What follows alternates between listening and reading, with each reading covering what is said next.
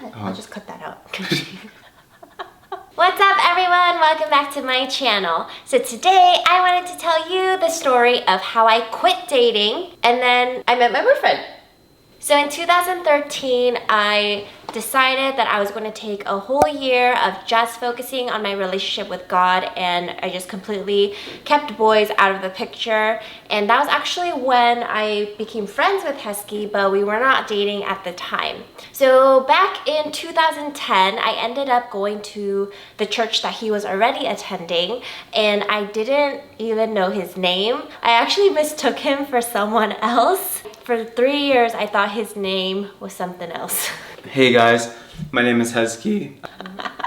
My voice is this deep and it still has more to go. I've been behind the camera a lot, but for the most part I've been here. I've been around and involved with Maya's YouTube since like the beginning. Been around? So I've been around her videos since the beginning and helping her create the channel and getting things started, but here I am. Yay! So in 2013 was when we actually became friends. Maya and I, we volunteered for the same ministry where we were serving people that lived in subsidized housing, and we were just trying to help them in whatever way possible. Some examples were we were trying to help provide essential groceries for them throughout the week, or just try to help them in any way possible. One weekend when we were trying to prepare and serve these people, we were short on supplies. So Maya volunteered to go grab some supplies from the store. And while Maya was at the store, I messaged her to grab some sandwich bags. He messaged me and we never really spoke one-on-one before. He said, "Hey Maya, can you guys buy pouches? Bags for the cereal. Cool, thanks." And I just never answered.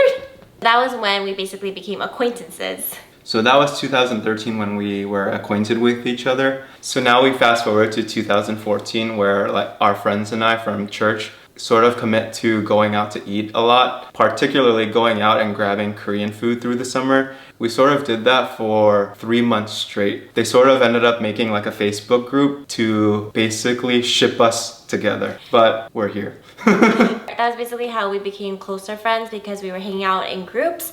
And 2014 was kind of when I realized, okay, well, I spent a whole year just dedicating my life to God and not focusing on anybody else but God. That was when I was kind of like, oh, I mean, I'm ready to date, but I am also not in a rush to. I was okay. So even though in 2014, all of our friends kept trying to push us together to date, both of us, we knew we didn't really know each other that well even still. So we wanted to just stay friends. And then in 2014, we ended up... I wrote a letter. Oh, right. So in that time where our friends were trying to like ship us together with this Korean food group, shout out to you guys, I wrote a letter to myself. It wasn't a letter. He typed a Google document. Yeah, so I typed up a Google Doc telling Maya, what did I say? I admit my feelings for you. Yeah. So in this letter I wrote that I was interested in her, but I didn't give it to her yet. When did you give it to me? A year later. And then in 2014, we ended up going to the same school. So I was going to work on my master's, and then he was still working on his bachelor's. She's 2 years older than me. Yeah. To be exact. 1 year and 9 months. We ended up going to the same school, and sometimes we would even show up to school wearing the same thing. It was weird. So we would unintentionally match quite often. Here's a photo. Here's another photo. And that was in a whole period where he would bring me dinner and he would just be really nice to me. We'd go to Disneyland with our friends, but we were still just friends. So then in 2015, I decided that I was going to teach abroad in Prague. And right when I found out that I got in, I was super excited to leave. But then that was when he told me that he liked me. And I was like, oh, well, I like you too, but I'm also leaving for Europe. So leading up to her going to Prague, we had a DTR session. It stands for Define the Relationship. So that was when I told her I liked her. And you gave me the letter you wrote a year before. So the DTR session in summer 2015 was when I gave her the letter. And then we realized, okay, but I'm leaving for Europe. And so we spent that time just praying, and we were still friends and we still talked, but we also spent that time reading a lot of books. So there were a couple of books that we wanted to recommend because we felt like it's really good to be intentional when it comes to dating. There's only 2 routes that a relationship can take. 1 is you break up. 2 is you end up together forever. That's it. So we really wanted to make sure we were careful, and because I had been in relationships in the past, I just didn't want to risk anything. But then for him, I was his first girlfriend. So those books are... Book number 1, Falling in Love for All the Right Reasons. Book number 2, You and Me Forever. Book number 3, Meaning of Marriage. Book number 4, Boundaries by Henry Cloud. And I'll make sure to link all the books in the description so that you can look at them too.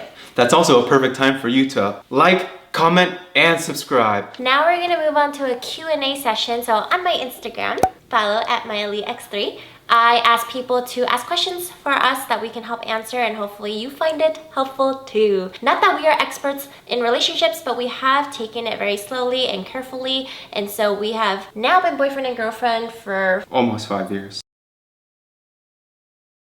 Q&A. How do you know someone is the one for you? So when you're dating, I suppose you don't really know that that person is the one. I don't think that there is a perfect one for each individual. Because what if one person doesn't end up with their one? Then does that mess up for all of the other ones? Like, it just doesn't make sense. You gradually realize through like dislikes and likes and just sharing more life together whether this person is going to be your life partner. And if you're okay with being with that person forever. So it's really just through time, and you just decide, yeah, I can imagine, you know, going through all of these life stages with this person. Warning signs. What are some warning signs in a relationship where you think, oh, maybe that's not good for you? So I would consider what my friends are saying about that person, whether they be good or bad, and take that into consideration. It is important to consider what your friends have to say about that person, because their sole purpose is really to look out for you.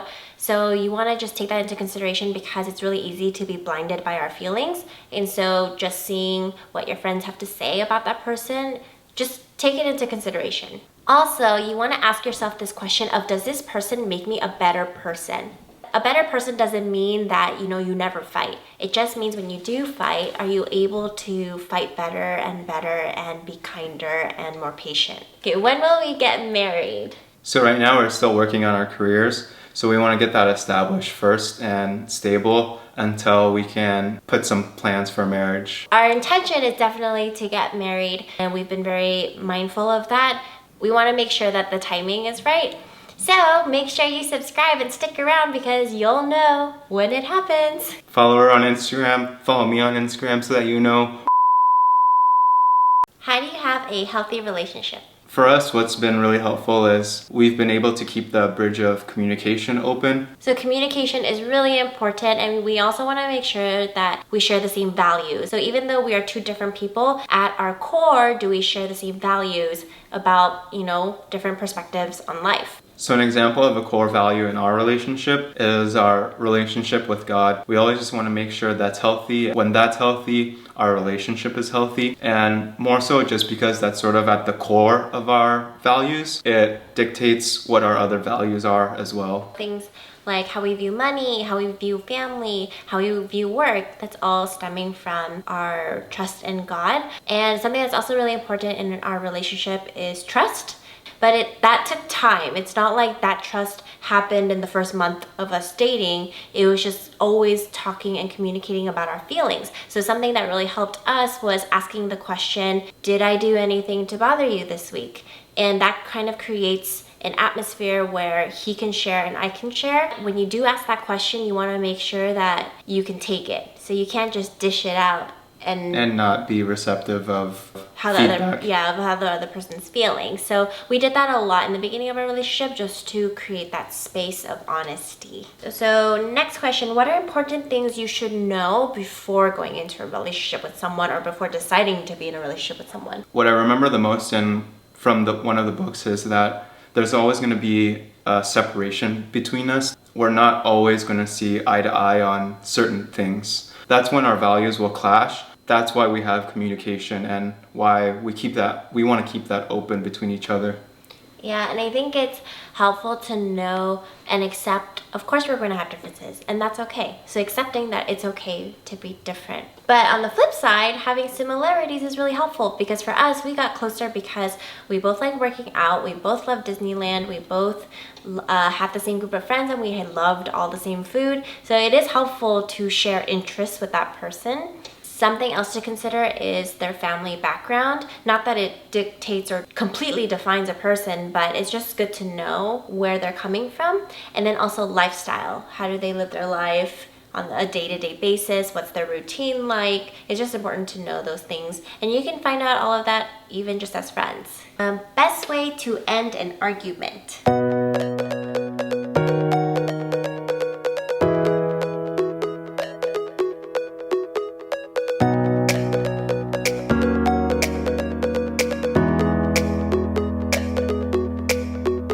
Say sorry.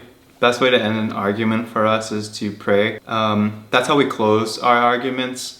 We don't refer to our arguments as fights. There's no fighting going on, but we like to just refer to them as episodes of conflict, basically. So leading up to us closing our episode of conflict with praying, a lot of communication happens leading up to that. We are always talking about how to avoid a future conflict and how to move past it. Yeah, but then we also acknowledge that if that same argument were to come up again in the future, we just make sure we talk about how we could handle it better, so that we're constantly growing and changing and edifying each other. Keeping each other in mind and having each other's best interests up front. Yeah, because every day we want to make sure we're making each other better. Long distance relationships. So for us, we're not really long distance in terms of him living in another state or living in another country, but he does live 45 minutes away from me. So we don't see each other every day. We pretty much only see each other on the weekends. So it's helpful that we try to have a phone conversation every other day. When we are on a phone call with each other, we give each other highlights throughout our day, any significant things that happen during the day. We're pretty much texting each other throughout that day, but phone calls are nice to just be able to check in. Does your boyfriend wake up at 5 a.m. too? The $1,000,000 question, the answer to that is no. I wake up at 6:30. So during the weekdays, I try to wake up early and get a lot of stuff done. For him, he also wakes up early when he has to prepare for work too. Well, thank you very much for joining me. Thanks for having me, Maya subscribers, and thanks for having me, Maya. Bye. Bye. So thank you guys so much for watching. If you like what you see, please like and subscribe, and I'll see you later. Bye.